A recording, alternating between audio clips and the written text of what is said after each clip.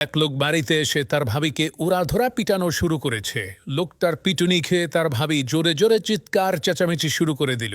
এদিকে এলাকার সমস্ত লোকজন তাদের বাড়িতে চলে আসলো কি হয়েছে তা দেখার জন্য। তখন এলাকার মাতুব্বর সেই লোকটাকে জিজ্ঞেস করলো, কি ব্যাপার, তুমি তোমার ভাবিকে এইরকম ভাবে নির্যাতন করছো কেন? তখন সেই লোকটা বলল, মাতবর সাহেব আর বললেন না, আমার ভাবির চরিত্র মোটেও ভালো না। মাতবর বলল, আচ্ছা তাই নাকি? তো তোমার ভাবি কি এমন খারাপ কাজ করেছে যার কারণে তুমি তাকে এইরকম ভাবে পেটাচ্ছ?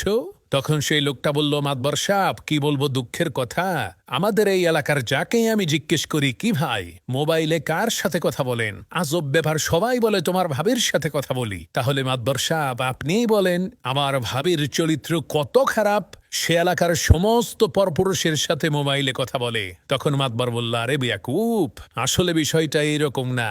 আসল বিষয় হলো ওই লোকেরা তাদের নিজেদের স্ত্রীর সাথেই মোবাইলে কথা বলে। এলাকার লোকজন যেহেতু সম্পর্কে তোমার ভাই হয়, তাহলে তাদের স্ত্রীরা সবাই তো তোমার ভাবি হয়। এ কারণেই সবাই বলে তোমার ভাবির সাথে কথা বলছে। মাতুব্বরের এই কথা শুনে লোকটা বলল, ও আচ্ছা, এখন বুঝলাম আসল কাহিনী।